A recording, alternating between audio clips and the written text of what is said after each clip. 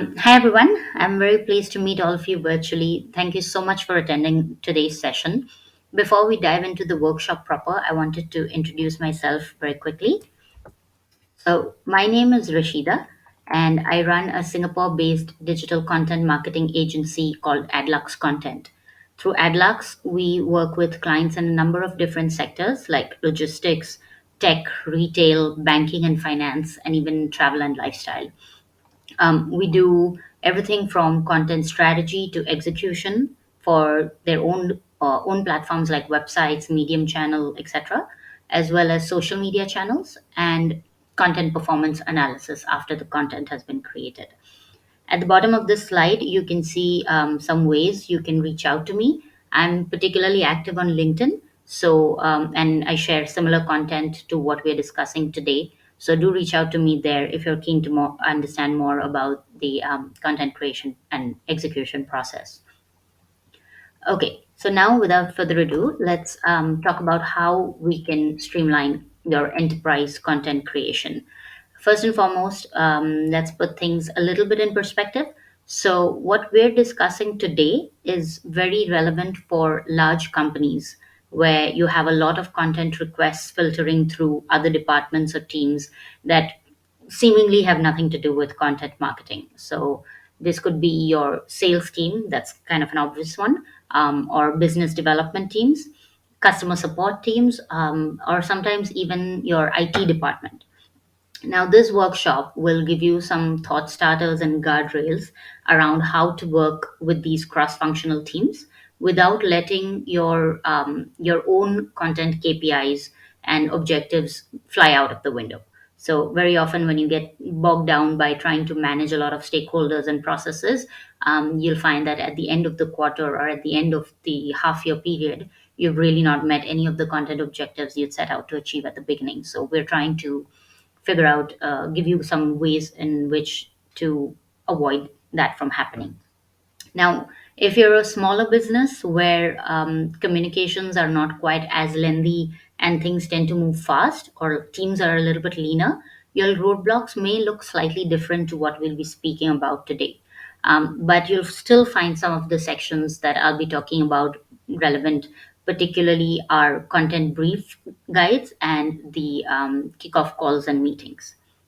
So, we're going to be discussing four key steps today, and the first one cannot be stated enough. Identifying the stakeholders. This is the biggest and most important point. Now, you may think that having great content is all it takes, but the people involved can make all the difference. In large organizations, in particular, you may have one person who comes to you with a content idea, whom we usually call the content owner, but someone else is the subject matter expert, someone with a lot more seniority, and those are not people who are going to bring you the content themselves. So there'll be a junior representative who bring it to you, but there is another subject matter expert who will also be involved. Then there might be the content owner's manager who would also want to be involved. Now, add to this like your own team's hierarchy, right? Let's say if you're a content manager and you have a team lead or one of these designations above you, you can see how this can very quickly become a classic case of too many cooks in the kitchen, right? Um, and sometimes, depending on what the piece of content is about, having multiple people is inevitable. But it can be managed as long as the rules and levels of involvement are set out upfront. So it's very important to identify all of the key individuals who need to be involved during the entire creation process. Now, you can do this in a few different ways. What I like to do personally is to have a RACI chart up front. So, RACI, that's responsible, accountable, consulted, and informed. I won't go too deep into the levels of involvement of each RACI member or members because that can change significantly based on factors like organization size, content topic, etc. But the idea here is to have a clearly outlined list of individuals who are going to be involved throughout this process and to have that communicated with everyone. So, complete transparency is key throughout this process. And once you have that list, you need to enforce it steadfastly. This means that you need to have support from your own seniors, um, because if you can't uphold this list, then having that list in the first place is kind of pointless, right? So as you this can be a little bit difficult in the beginning, but as you follow this method more and more, and the people involved see the results of from it, they will believe in the process and be more willing to take this approach with you as well. Until then, just put the onus of enforcing this on the content owner. So let's say if a mid-level sales associate comes to you with a content request, make it their responsibility to identify who the people involved are going to be and to manage those relationships. You can get them on board to do this by telling them how this will help their content be better. And particularly for sales teams, the single most important thing they want to hear is how it will get done faster if they help you in this process, right? So the two key points here are to get buy-in from your own team leads, as well as your folks, as well as the folks you work closely with for each piece of content on a regular basis. Make it a shared responsibility to create good content at speed and also at scale, which is very important for large organizations. Now, once you've taken care of stakeholder management, the second point that we are going to look at is to get down to doing your best work as a content manager. Now, to create any piece of content well, you need a waterproof brief. This applies to absolutely all forms of content. It's not just written content like a blog or an article, but social videos, podcasts, even an infographic, any kind of content you create, you need to have a good brief. A good brief is again a whole different session in itself, but at the very least what you need to have in a good brief is uh, a few of these attributes that you see here. So let's say your company has identified your business audience. I mean, you hope that that's the case, but each piece of content can't speak to your entire audience. Now think about it. If you don't know about a brand or have never heard about them, why would you want to know the nitty gritties of their product and how it works, right? So identify the audience segment from within your entire target audience that you want to speak to, and address one specific concern that they have in each piece of content. Um, Another thing to do is to add a title in the brief, have a section where people can put in, the content owner can put in a title. Now, this helps the content owner as much as it helps you as the content creative or content gatekeeper. The reason behind this is it helps the content owner to crystallize a vague idea into a firm content topic.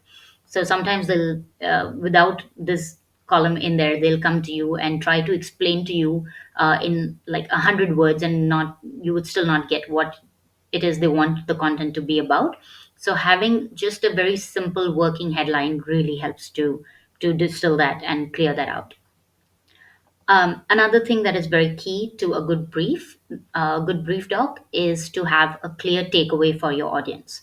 Now, this is very different from a CTA or a call to action. A call to action can be tactical, like say, download a report or find out more about XYZ product.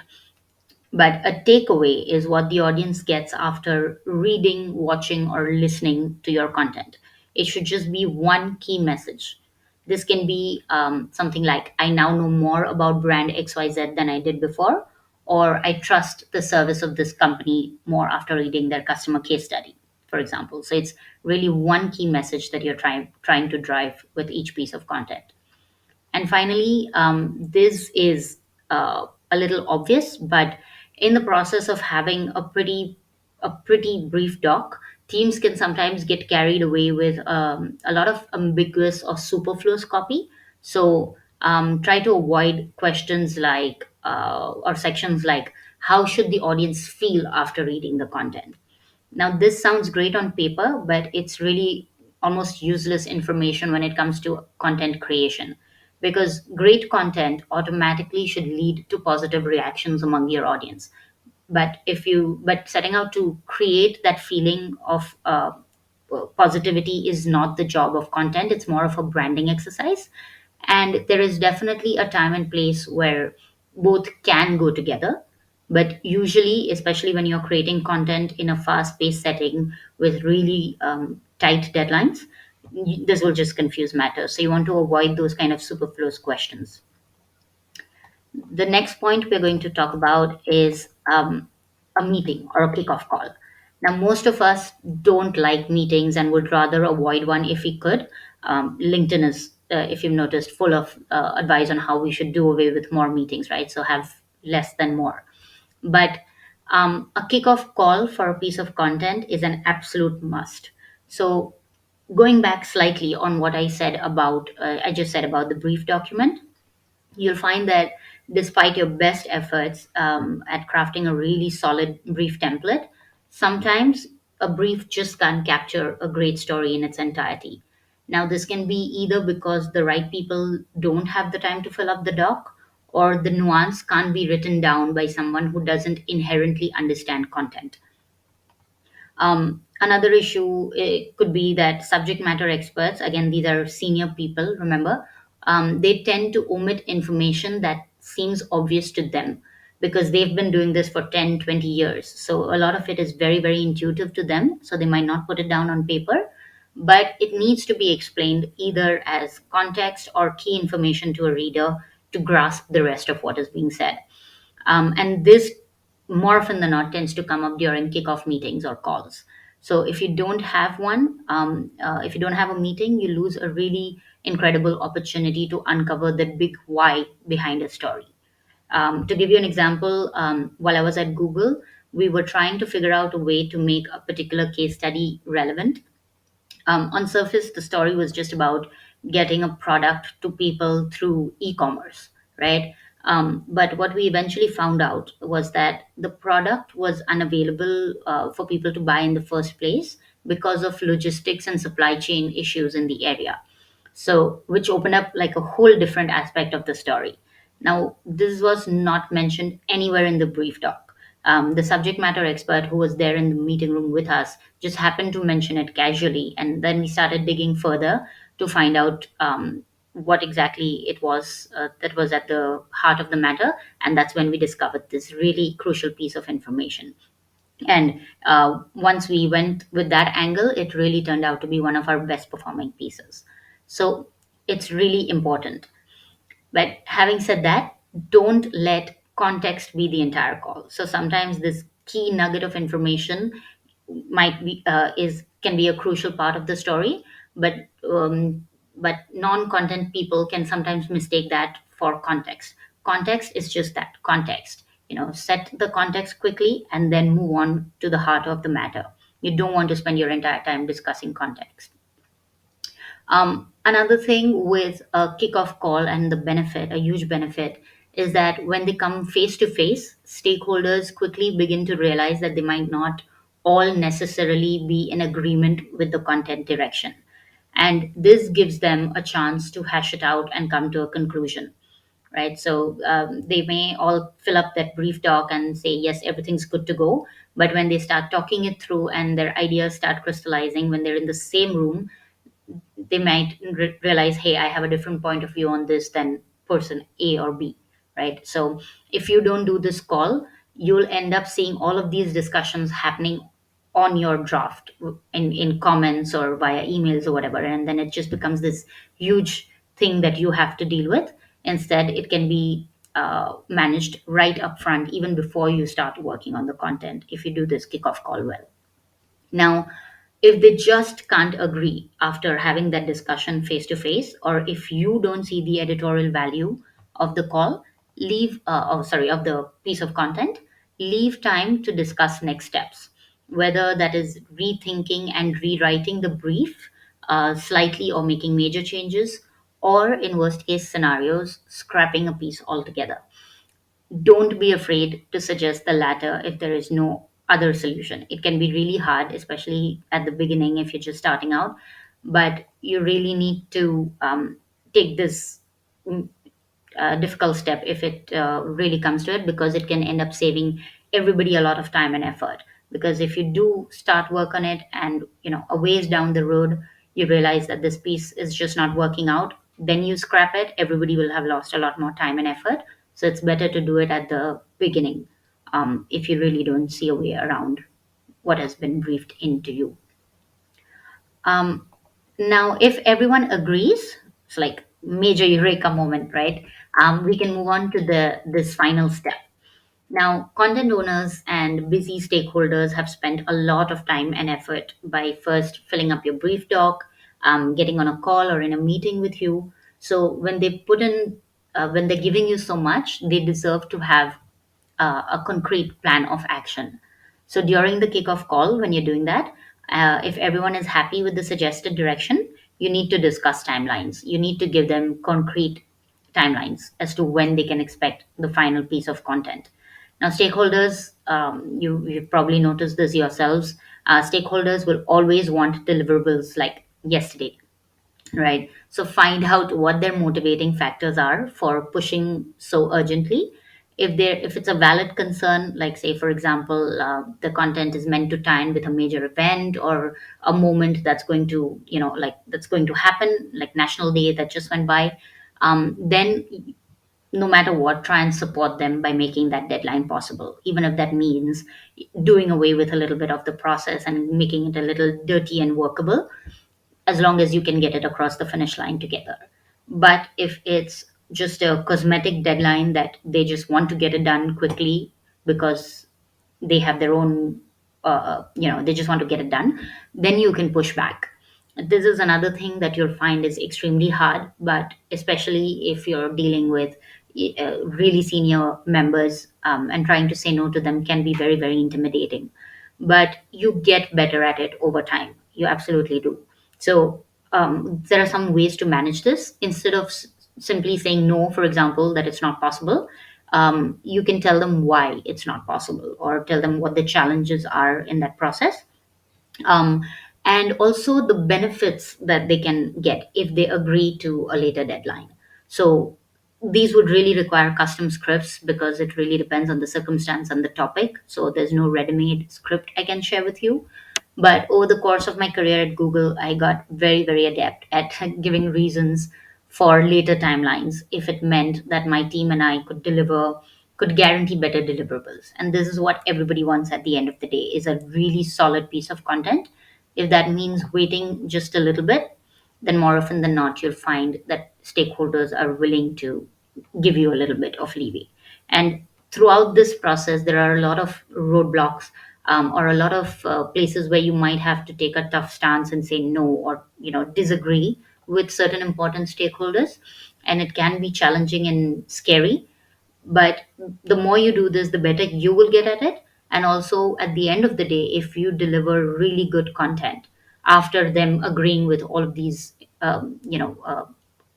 issues that you're bringing up, stakeholders do see the value and they will buy in. I've seen this firsthand. So don't be afraid to push back if you're sure that it's for a good cause and it's for the better of the entire content process.